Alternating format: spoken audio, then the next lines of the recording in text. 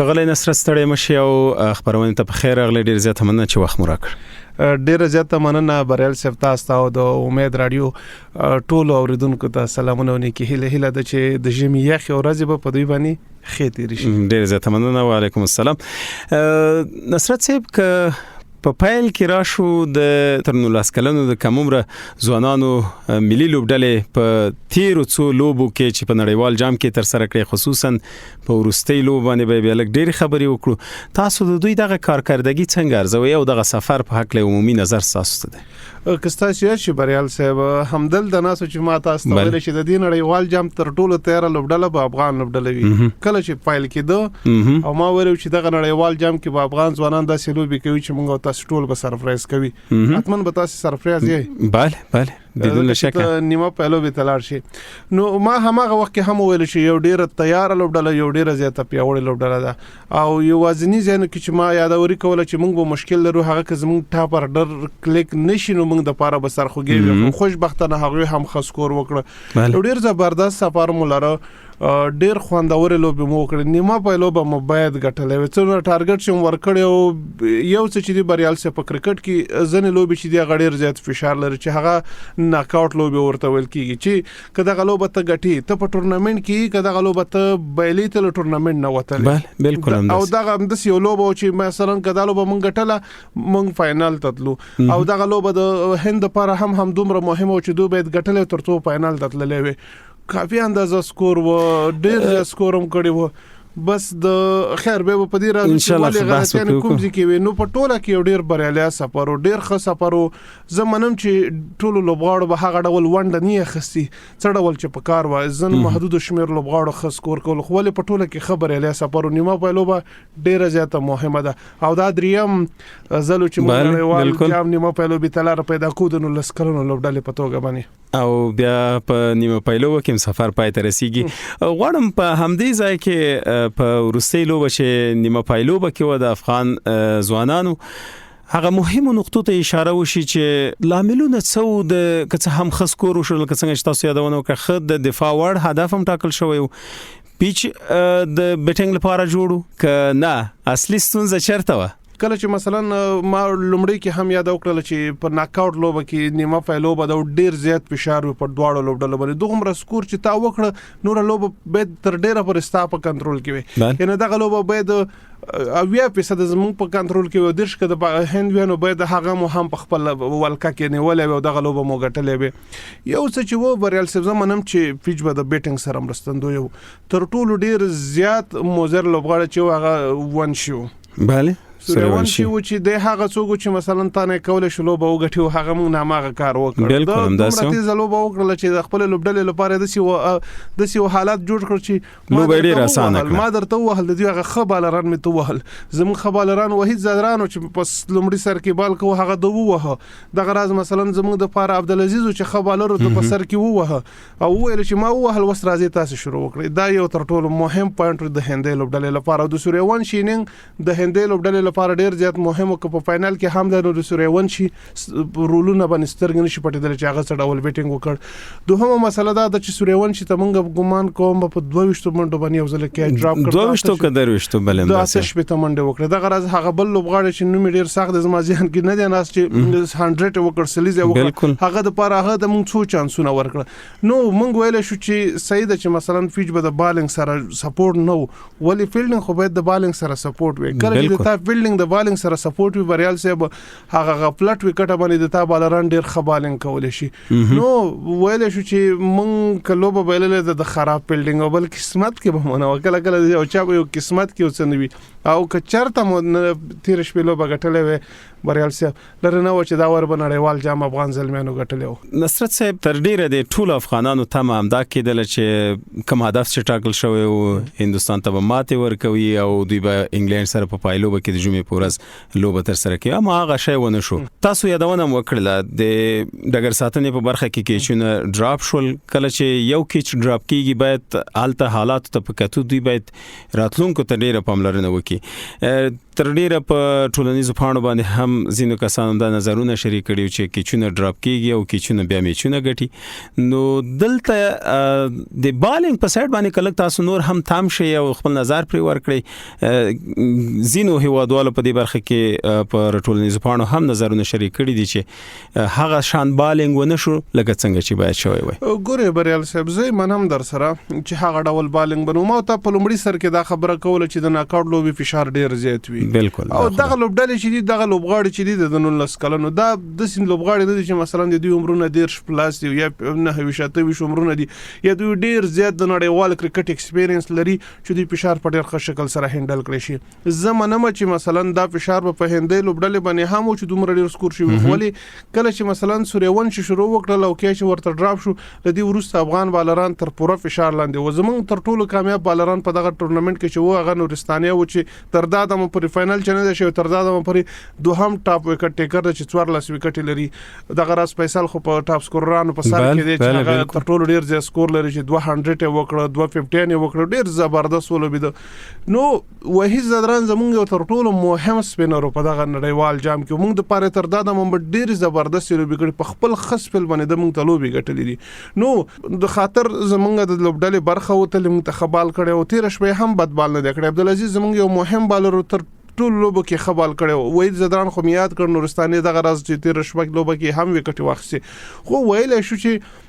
بریال صاحب کله ود ته مغه خبالر ته تخلوبونه کړی خو سړی نشو ول چې ولادت دوی خبالران نو یا مثلا موږ د انتقاد وکړو چې زموږ خبالنګ نو لنف نو زموږ په دغه ټورنمنت کې تر ټولو زبردست بالنګ زموږ لوبي هم په بالنګ غټلې زموږ بیټینګ ډیر کم کلک کې د خوالي بالنګ مو ډیر ښه کېدلو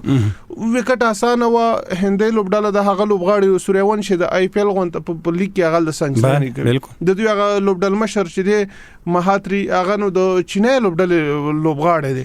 نو هغه د ډیر زیات ایکسپیرینس لوبغاړي هغه طرف ته هم وسمه د چې موږ طرف ته هم ایکسپیرینس وخ ولې هغه طرف ته هم ایکسپیرینس لوبغاړي وو او هغه نسبتا زموږ نه هغه دغه فشار ډیر ښه هندل کړی شو. نو یوازینی مسله دا و چې د نیمه په لوبي فشار ډیر زیات وسیږي او زه منم چې زموږ بالرانو په خاغه ډول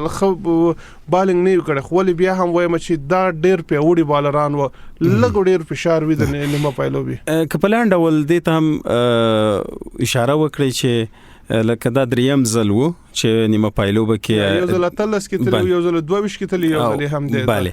نو دا دریم ځل وو چې افغان ځوانان تر سیمه فائنل یا نیمه پایلوبه رسیدي او بیا سفر پای ته رسیدي لکه څنګه چې تاسو یادونه کړئ چې طبعا فشار به پریوي څنګه کېدل شي چې دغه فشار د نور لوبډلو په چیر پیاوړو لوبډلو په چیر په ځان و نه خلی او په مقابل کې ودري کې او تر بریا ځان ورسي. یو څه چې و بریال صاحب دغه لوبغاړو لپاره ډیر زمينه مساعده شو ما ته دلته په څو خبرونه کې چې نو نسکلونه باندې غږیدلی او ما بار دا خبره کړې چې د دې ټورنمنت تر ټولو تیار لوبډاله افغان لوبډاله او دوی د لپاره ډیره زیاته تیاری او شروزون کې رئیس احمد زی چې دغه لوبغاړي په ډیر ښه شکل سره منټلی برابرول شي ډیر ښه برابر هم و. یعنی زه دا وایم چې دغه لوبه کې واځي په افغان لوبډاله فشار نه او په هندې لوبډاله باندې هم فشار و چې دوی له دومره ډیر سکور وشو یعنی دوی بالینګ هم ډیر ښه بالینګ نه و زموږ په دوه لوبغاړو سنچري نه وکړي خو دغه لوبه فشار په ټوله کې په هر لوبډاله باندې زه دا نه وایم چې واځي زموږ د فشار او زموږ د فشار لامل دا لوبه ویلله دا فشار په موږ باندې چې موږ خفیلډینګ نشکول یعنی ته بریال څنګه تاسو لوبه لیدل چې موږ تر ډیره پر لوبه د فیلډینګ لامل بایلل او کله چې مثلا یو ورځنی لوبي دا سدي چې مثلا کته یو لوبغاړي ته چانس ورکه هغه به پتا باندې سکور کوي ما ته ویل چې سوريون شته په 2 درويشتو کې یو چانس ورکه هغه در باندې هغه سکور وکړي د بل لوبغاړي در باندې سنچري وکړه دا هغه څه دي چې مثلا دغه لوبغاړي ځوانان دي دوی بلدین زده کړه کوي دا وز افغانستان راتلونکي زه لری بنوي چې ماته اورزل د خبرې کوي چې فیصل شنوزاده د ملي لوبډلې په سرکل کې اوسېږي وحید زدران د ملي لوبډلې په سرکل کې اوسېږي دغه راز نورستاني عبدالعزیز دا ټول ځوان لوبغاړي چې کوم دي دا د ملي لوبډلې په برخه وو منم در سره چې باید ذهنن باید لا لوبغاړي آماده وي او یو څه چې لک شان د زمون په لوبډاله باندې ذهنن دا یو فشار د چې مون هند خلاف خلو باندې خفایټ کوو خو لګټل نه تر اوسه مونږ نه ګټلې کنه نو دغه شاید یو فشار اوسېږي. مننه په البته د نولسکلن نړیوال جام په حق له مورستای نظر را سره شریک چې جام به څو ګټي څومره امکانات د کمی لوبډلې دي دواړه ډېر پیاوړي لوبډلې دي. انګلند ډېر ښه لوبډله ده نسبتا استرالیا پر چې هغه استرالیا او انګلند کوم یو دواړه ترمنځ یو سیمه فائنل کې ده. مونږ تل ویل چې باید انګلند لاړ شي. انګلند ماتول به نسبتا استرالیا پر اسانه اوسېږي ځکه استرالیان داسې دي چې هغه د غټو ایونټونو ډېر زیات ښه لوبډلې وي او تل د دوی لوبډلې په نیمه پایلو به فائنل کې موږ تاسو لیدلې د هر لیول باندې خزینه لوبډلم تر ټولو ډېر نړیوال جامونه ګټلو ملي لوبډلې نو لسکلنې هم ډېر ګټلې. انګلند ډېر زیاته پیاوړې لوبډله ده خو ولې کله چې هند 13 شپه د افغانستان خلاف د دومره قوي لوبډلې خلاف د دومره قوي بالنګ خلاف دومره خلوبه وکړه نو که چرته سوریاونشي چلیږي په فائنل کې او د سوریاونشي وړو کې ننګ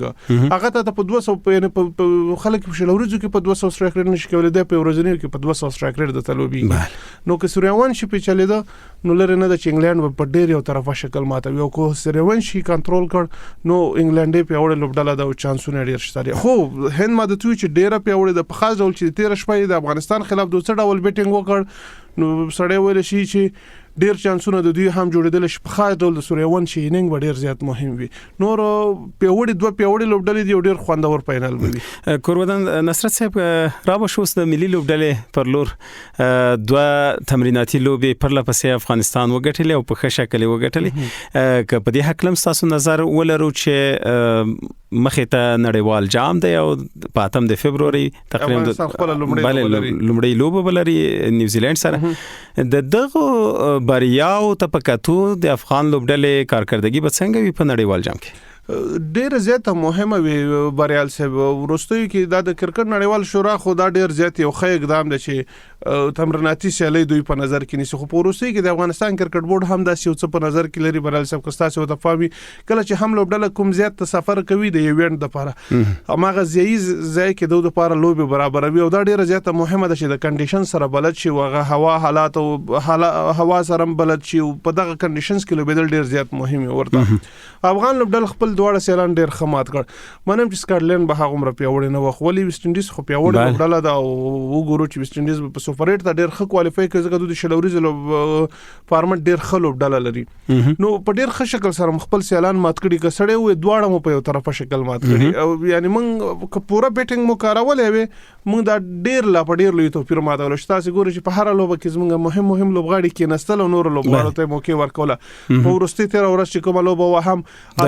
درویش چې ډول لګي او ابراهيم چې ډول لګي او هغه نور لوبغاړو ته چې وکړ زه پرې خو د شتاسه راځي نو زموږ لوبغاړي ماشالله بیټینګ ډېر خدای په خاص ډول میډل ته ډېر زیات خوښیم د درویش او د عظمت زبردست فارم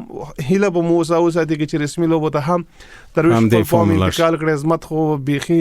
نایاب لوبغاړي دی بهترین لوبغاړي دی. لکه زمونږ چې مسله د هغه نو په صدیق تل او د غرض نور رحمت کې د هله د چې صدیق بیټینګ خکار وکړي او د نور رحمت بالینګ سٹار چې خو بالینګ لاړ شي نور لوبډله ډیره زیاته خطر د بریال صاحب ان شاء الله چې فک نو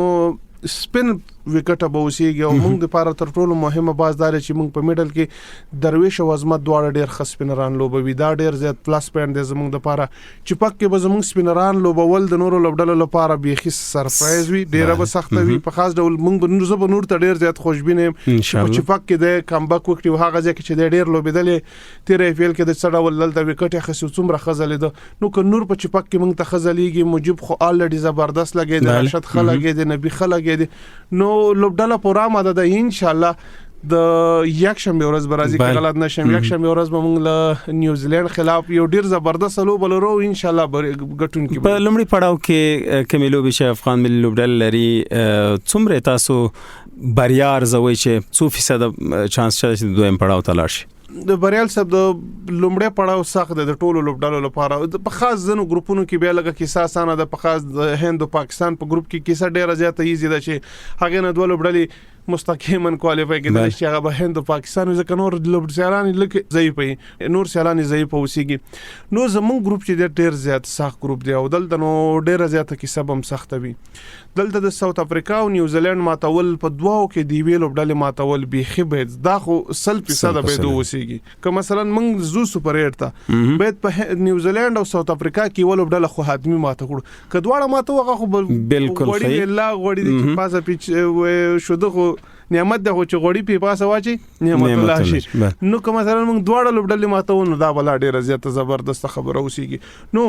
د نیوزیلند او د سویل افریقا ورستۍ لوبو ته پکاتو د دوی بالنګ ډیر خټه کول کیږي. په هند لوبډلې سره چې دوی کومې لوبې وکړي ډیر وټکه د ساوث افریقا چې ویسټ انډیز سره کومه لوبه وکړه تیر ورځ ساوث افریقا له هند سره لوبه وکړه بالنګ لک ټکیږي. زموږ د لپاره تر ټولو مهمه مسله چې دا زمونږ بیټینګ دی چې موږ باید ښه سکور وکړو. نو ان شاء الله زه مطمئن یم چې موږ به بریاوي خپلوو او خاص ډول په چپک کې زه مطمئن یم چې نیوزیلند به ماتو دی. یعنی حد اقل ضرورت یوي ګټه ته ده د دې دوه نه وی غټی ته موږ څلور لوبې لرو په لومړي ان څلور لوبو کې باید دوه خام درې باید وګټو او حالات د سرازي مثلا موږ له نیوزیلند ماته خرو اسی مثال خبره کوم ساوث افریقا نه لوبه غټو نیوزیلند څه کوي له ساوث افریقا نه لوبه بيدي ساوث افریقا را پورته کیږي مثلا موږ ام تی به غټو یو بل لوبډله ضعیف بیا بدل نه ټرین ریټ مسله واغه بالکل دا مسله ده. نو دوه لوبډلې کوالیفای کیږي سپر 8 د دې ګروپ نه 15 لوبډلو نه دوه کوالیفای کیږي. نو ته باید کم تر کم درې وګټي درې باید ته وګټي هغه حکم چې کومه لوبه بیلې باید رن ریټ د خراب نشي. دا هم ډیره زیاته مهمه ده. نو زمون لپاره لګه کیسه زګه سختره چې دوه پیوړي سیلان مو دي او دوه سره په لومړی لوبې دي. لومړی لوبه مو په چینای کې له نیوزیلند سره دوهمه لوبه مو په احمد آباد کې له سویل افریقا سره ده. کورودان نصرت صاحب چې تر دې ځای راغلی اوس موږ بلنه مو منله او په خبرونه کې سره وانډه واخیستله. خو سه برل صاحب ډیره زیاته مننه تاسو هم. خوشاله اوسئ.